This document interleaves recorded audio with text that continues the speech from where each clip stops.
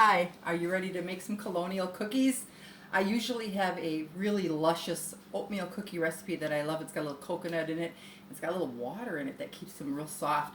But I wanted to try a really basic recipe for my husband's munchies, and he doesn't like a lot of extra things sometimes. So I thought this is a great time to try Colonial cookies. So I told you in the notes that I'm doing a little bit of substitutions, but not much. Sometimes I substitute a lot of things. Like if I make these again, if I like them, I may substitute some applesauce for some of the butter and some of the sugar, things like that, and to give it a little spiciness and stuff. Maybe I even put some cinnamon and stuff. But today we're going basic. So I already did put in my meat fats shortening, and I'm going to go ahead and put in the butter, and this is real butter. Now I used to make butter quite a bit. When my kids were growing up, we used to buy milk from a dairy farm, and I'd let the cream rise to the top, and I'd skim it off, and I'd make some really good butter. I used to do that, gosh, at least once or twice a week. Got most of my butter that way. I think we were paying like $1.60 a gallon for milk.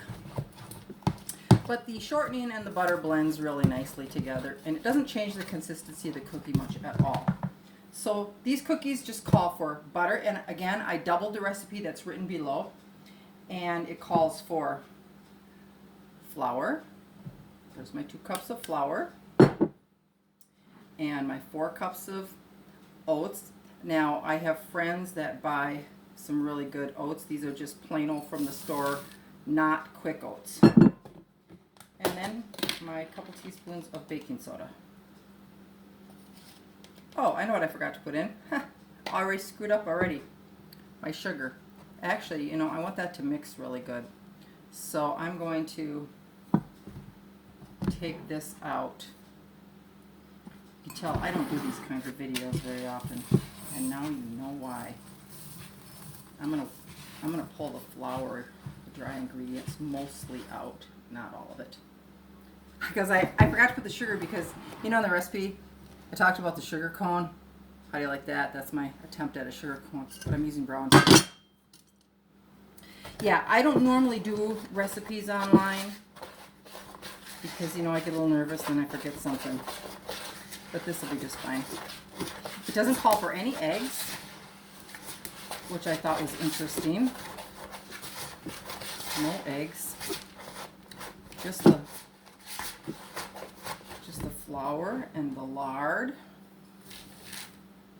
And